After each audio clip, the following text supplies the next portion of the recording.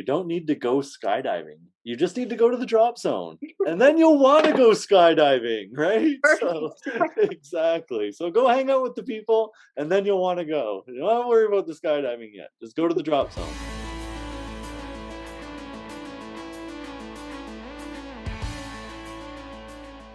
Hey guys, it's your girl Eccaia, and you're watching Spill It. It's a show that gives you a glimpse into the performer's mindset and reveals the person behind the persona. Joining us today in the virtual Spill It studio is Master Parachute Rigger Rob Dryburgh. As a member of the Canadian Armed Forces SkyHawks Parachute Team, Rob had made 508 skydives when a parachuting accident forced him to medically release from the military. If you've wondered what it takes to become a master parachute rigger with the Skyhawks and could use a dash of inspiration in the face of extreme adversity, then this is the episode for you.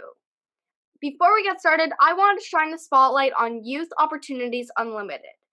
Since 1982, Youth Opportunities Unlimited has helped lead youth in London and Middlesex County towards success.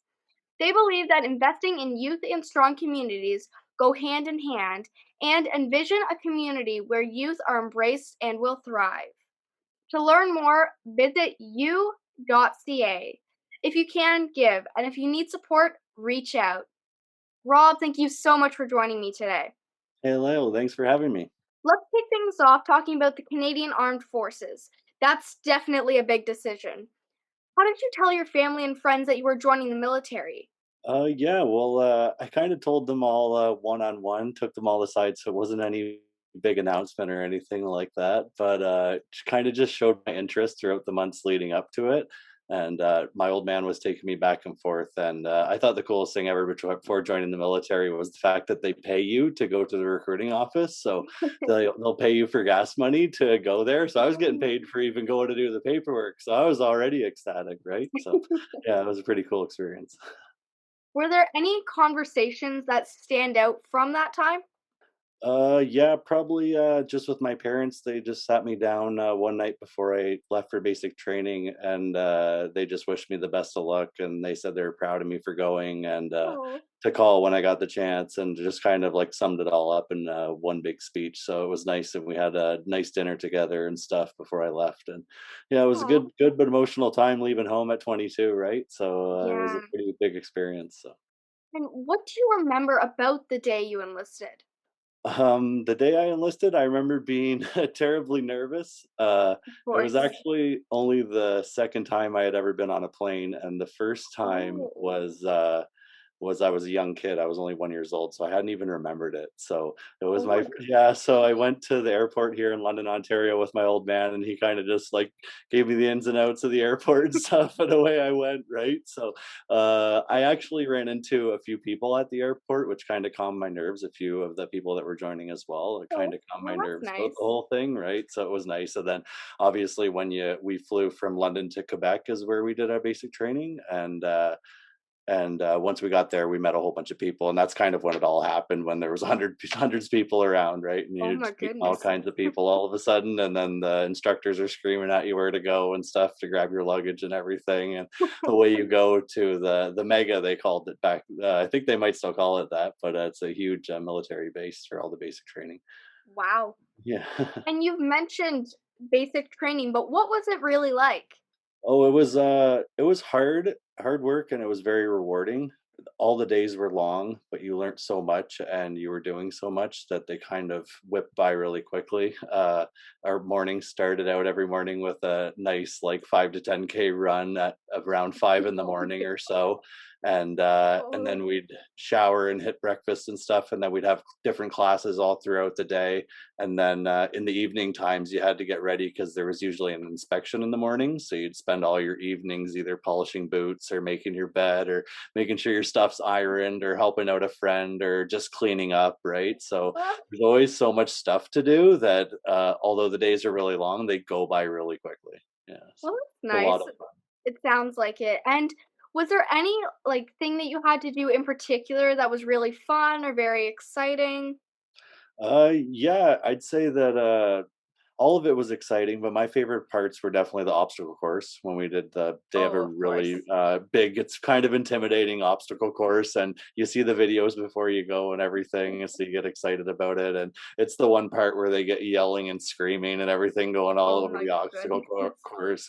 And I just found that that one was the one where we kind of brought like the most group teamwork, because like we were helping each other get over the obstacles and like coaching each other along, like yelling for each other and things like that too, right? Nice. So yeah, it was kind of a really good group building experience and stuff. So I've never been to military training, but I definitely think that the obstacle course would be pretty fun. yeah, it's a blast for sure. And then after basic training, what were your first few months of service like? My first few months of service after basic training were unexpected to say the least. So I went to CFB Borden to do my supply tech training because I joined as a supply technician. And while I was there doing my training to basically be a warehouse person, I was going to be issuing and receiving different military kit, Oh, and like issuing out to units and to soldiers and stuff their clothes if they needed or whatever. But while I was doing that training, a few guys came in that were parachute riggers, and they showed us kind of a recruiting video, and it was a bunch of guys jumping out of planes and packing parachutes and stuff. And boy, did we get excited at such a young age, and we were all gung ho and everything. So I tried out. There was about 50 of us that tried out, and they decided to select three of us. And so after a mile run, 7 chin-ups, and 31 sit-ups and an interview, I was one of the three selected. So yeah, so from there I went to CFB Trenton, which is the Air Force base, and I went there to continue my training to be a parachute rigger.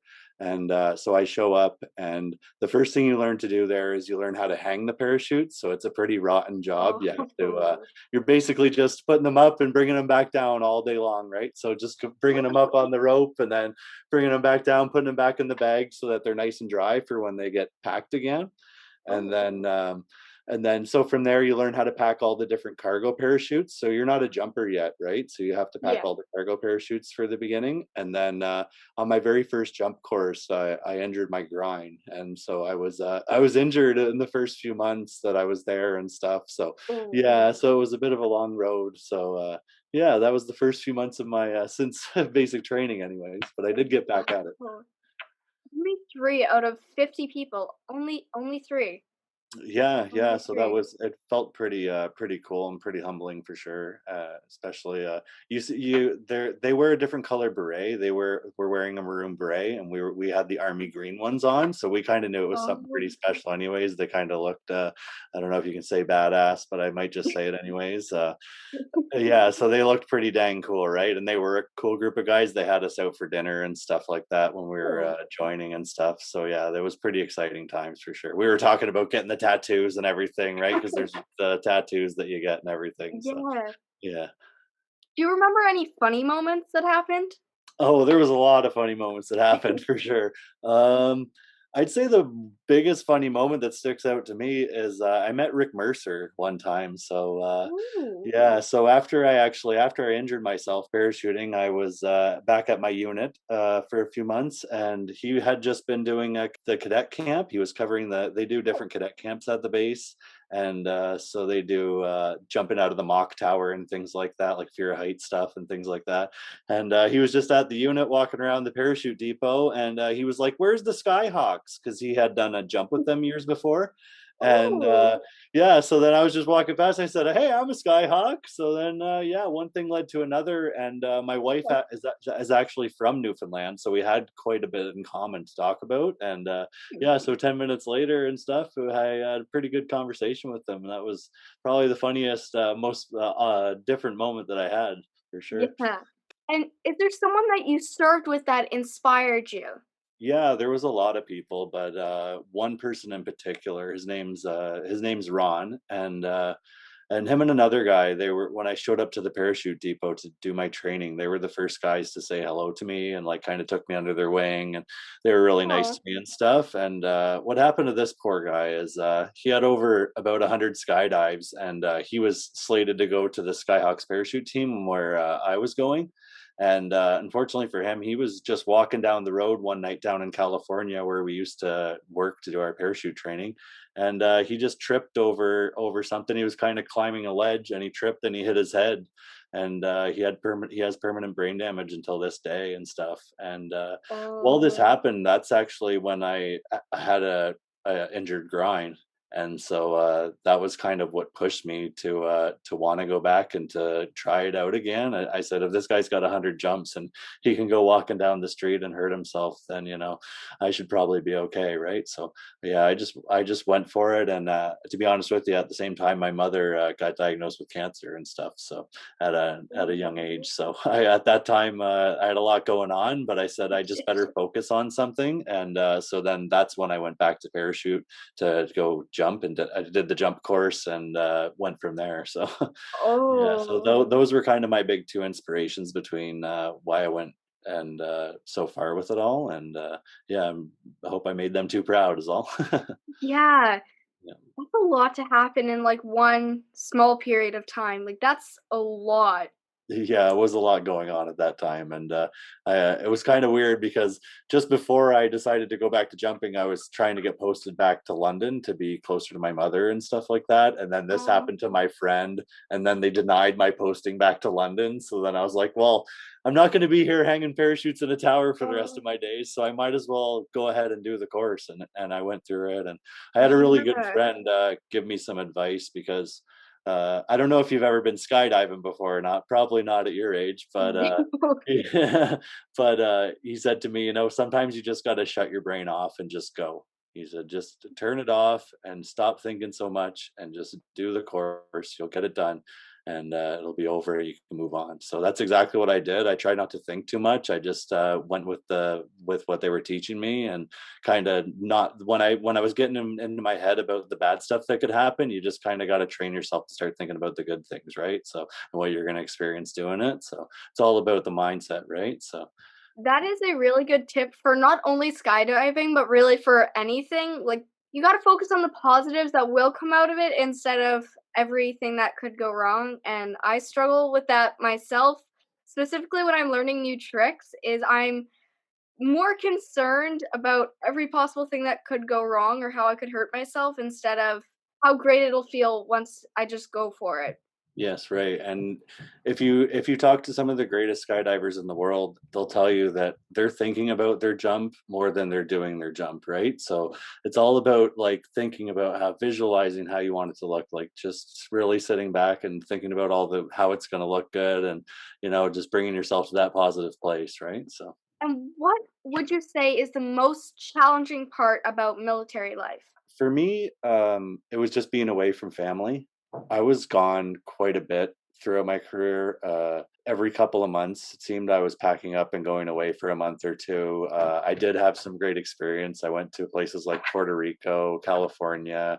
I did a Normandy jump, the 70th anniversary of D-Day. I went there to France, did Wow. the Normandy jump, and I jumped with the British troops out of a English British plane and with their British parachute and everything. So that was a lot of fun, right? And so, but with the experiences, you kind of miss the time at home, right? So you're Yeah, kind of wishing that your partner, or your family, or your friends were traveling with you to experience all this stuff, right? of But course. yeah, fortunately for me, I didn't have to serve much time overseas. I never saw any combat or anything, so I know some people who have lost some friends and stuff. So Yeah. I always think about like people who have lost people when it comes to those kind of questions. But for myself, it was just being away and missing family, and Yeah. yeah, and it's just time that you don't get back, but you are gaining a lot of experience and a lot of good memories from it. So yeah, you get what you give, right? So.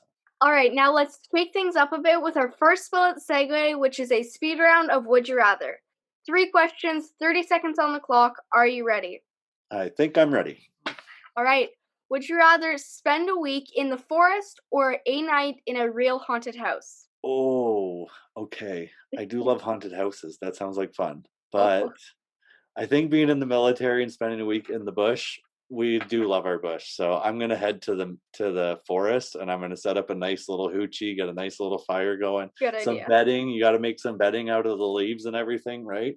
We'll be toasty warm. So I'm gonna take the forest on that one. Good idea.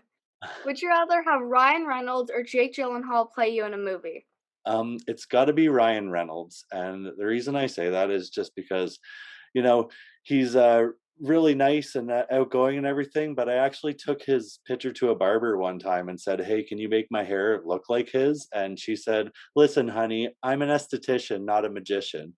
And I just kinda left it at that, right? So I said, "Okay, just cut my hair then, if you don't mind." Well, that was definitely unexpected. And finally, would you rather be in a zombie apocalypse or a robot apocalypse? I think zombies, because 'cause they're probably easier to take care of than the robots. I feel like I wouldn't be as well equipped for the robots, so I'm definitely gonna have to go zombie. Same, and I definitely think that the robots would be much smarter than the zombie. Yes, this is true. They could definitely So, outsmart us. Yes. I'll so take I the mean, zombies all day. good idea. And I'd rather turn into a zombie than a robot, to be honest with you, so. True. Worst case scenario, you have everything planned out. Yeah, right. All right, and now back to our questions. When did you decide that you wanted to become a master rigger? Master parachute rigger, it was an optional course to go and learn more about the trade, and the course was offered in Eloy, Arizona. So it was at a parachute production place where they would make parachutes, and so it was a pretty neat experience. When I got recruited to go to the Skyhawks is when I made the decision to go, and I went down to Arizona, and it was probably one of the better experiences in my career. Just because simply I learned so much in such a short amount of time. I've never like pushed my mind to learn that much information in such a short period of time. I was only there for 3 weeks and completed a whole course about how to basically build a parachute from scratch. So there was a lot to it that we would come in. There was a lot of sewing involved to it. So I'm a bit of a seamstress. I don't know if you Oh, know that. So when you're a parachute rigger, you have to maintain the parachute. So it's made out of of course. material, right? So we're all about folding and bending and ironing and burning and all the different stuff that concerns material, right? So when I was down in Arizona, it was kind of like a sewing course. So we would go in every morning, and they would have messed around with our sewing machines, and we would have to fix them before we'd start our day and stuff like Oh that, my right? So gosh. yeah, and then the days usually finished with a pile of homework too, so I was usually up pretty late doing homework and everything, but and I've never been much of a school, person, so to be able to do that, it was, one of the more prouder moments and accomplishments, and it did put the master but beside the parachute rigger, so that was kinda cool too. True. And then did you decide this before or after joining the Skyhawks? This was before the Skyhawks. So they were looking at me to recruit me onto their team. They do a selection process as well.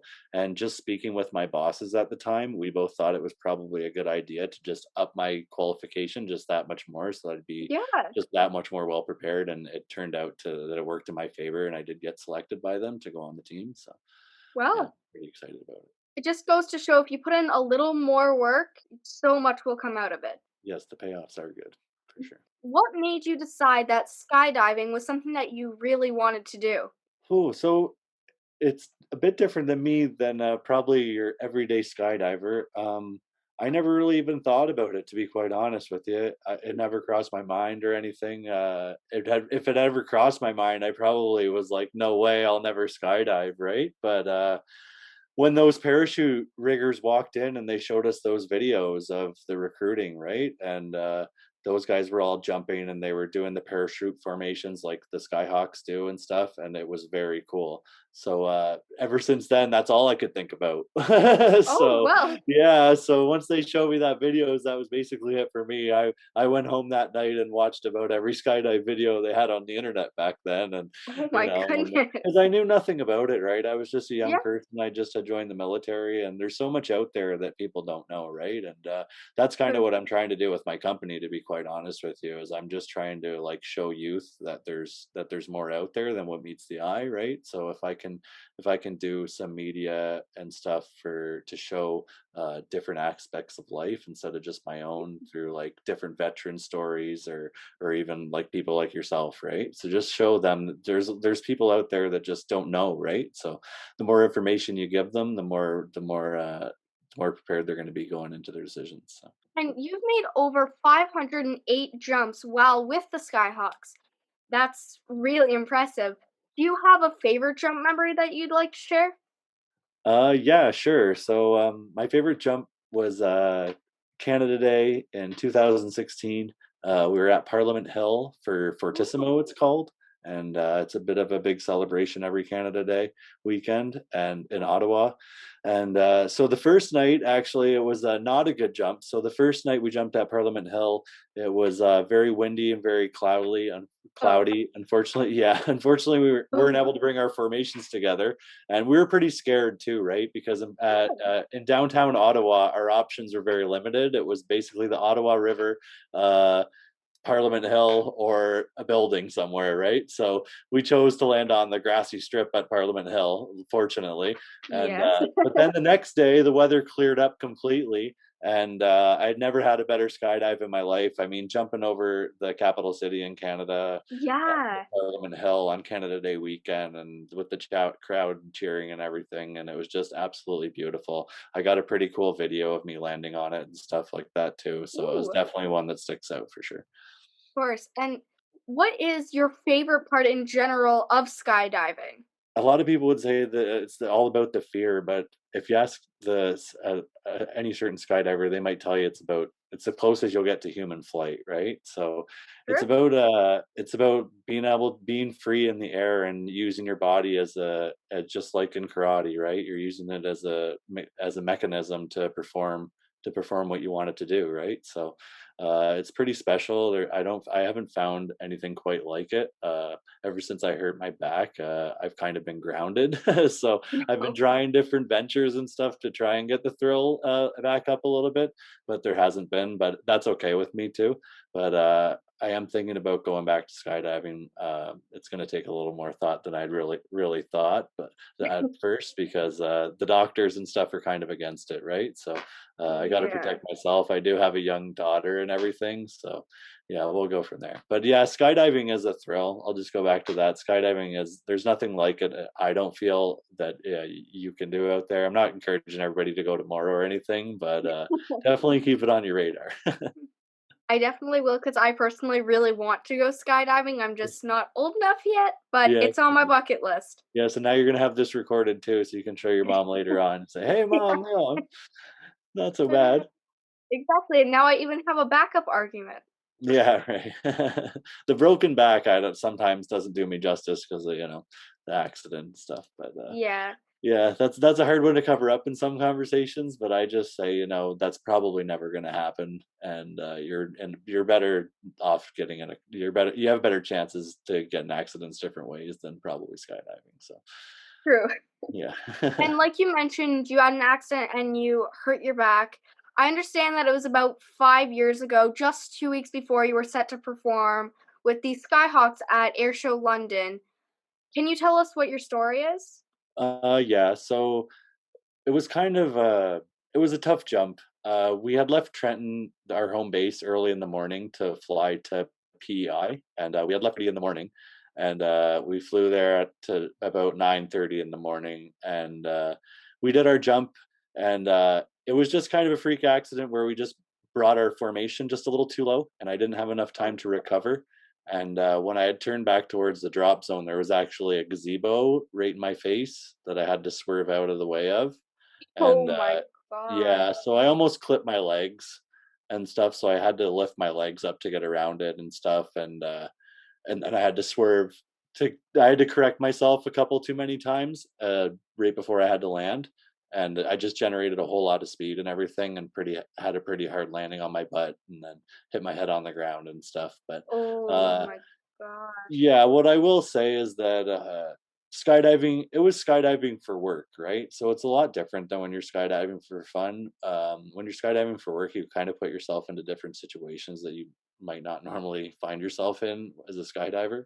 So we probably pushed ourselves a little bit further than you normally would, especially we were really well trained too, right? Yeah. Um, so that being said, I would probably do it all again. I would definitely do the jump again. I would love to be on the Skyhawks again. And I'd love to be in the military again, but those things don't always get to happen. Unfortunately, I had to medically release, but Yeah.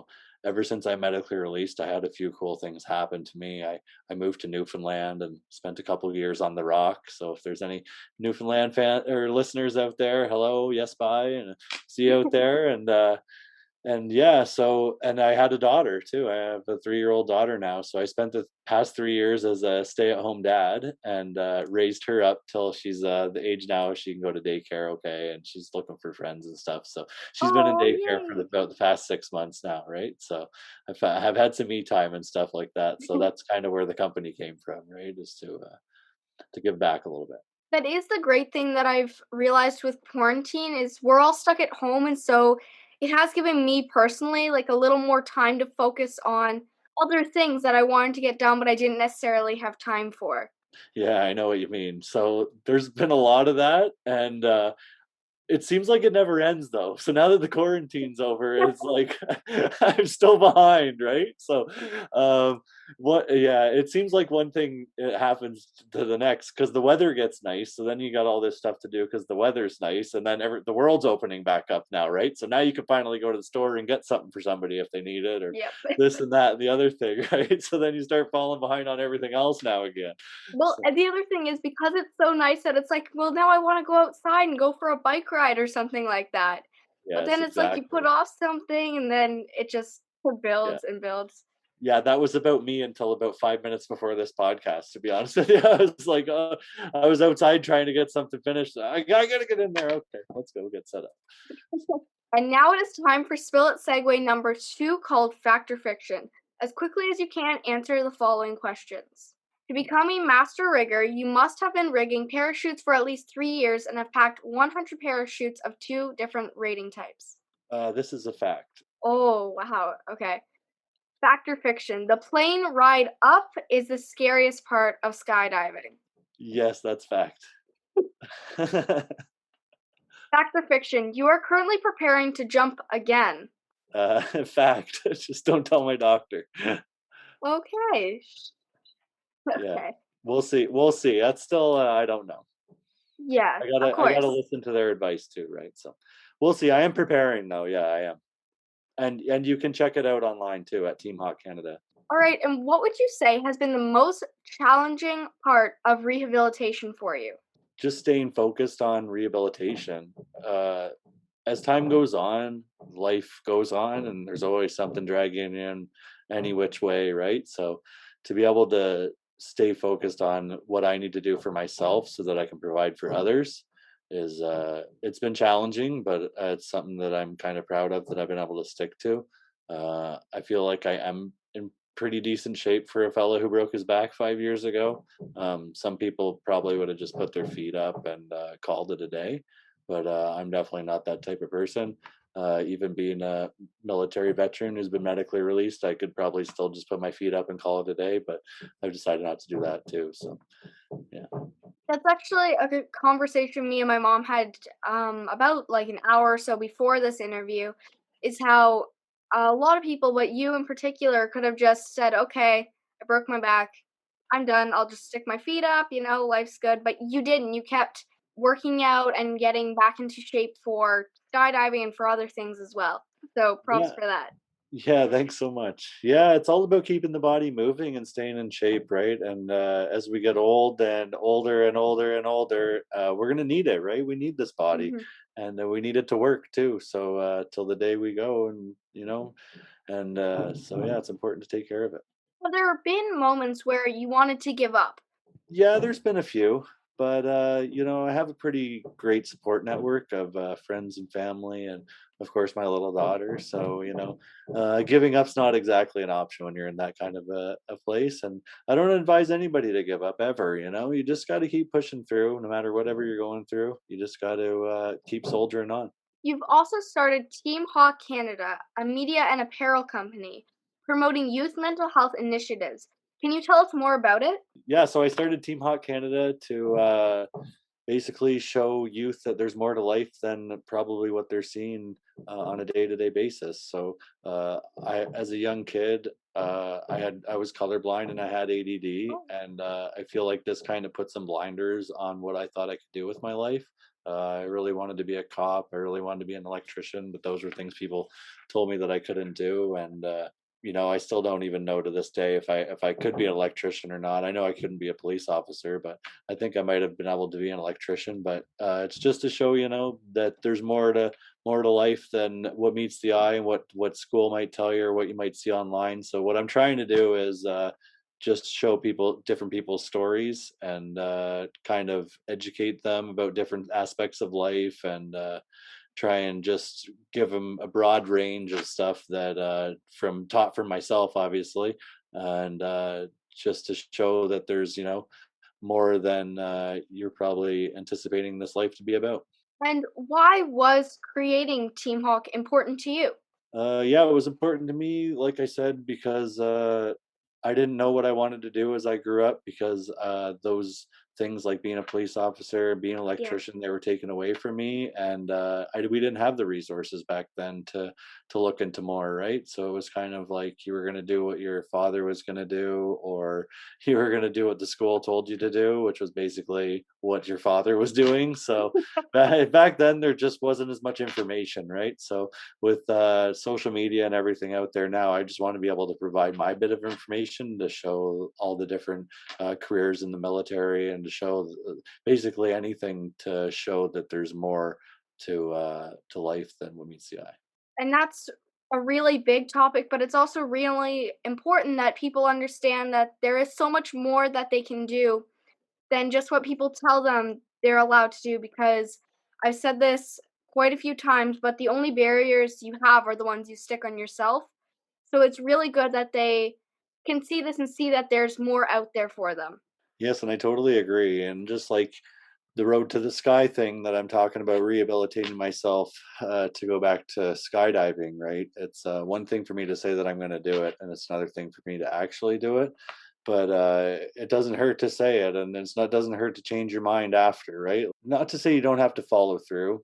You can live your own life and you can lead your own path, right? So, Exactly. Let's play our final Spill It segue number 3, called Just a Minute. I'm going to give you a topic, and your task is to talk about that topic for 1 full minute. Are you ready? all right, yeah, let's go. Your topic is skydiving. Go. Skydiving. Okay, skydiving. So one of the coolest things of skydiving actually is just going to the drop zone. Just going to the drop zone and hanging out with the people around. Everyone's so easygoing and they're all just such great people. I've never met anybody at the drop zone that won't say hello to you. It's just such a comforting environment to be in, which is why I kind of always say to people that you don't need to go skydiving. You just need to go to the drop zone and then you'll want to go skydiving, right? So Perfect. exactly. So go hang out with the people and then you'll want to go. You don't worry about the skydiving yet. Just go to the drop zone. Second coolest skydive I ever did was with the chief of defense staff. That was definitely my second favorite.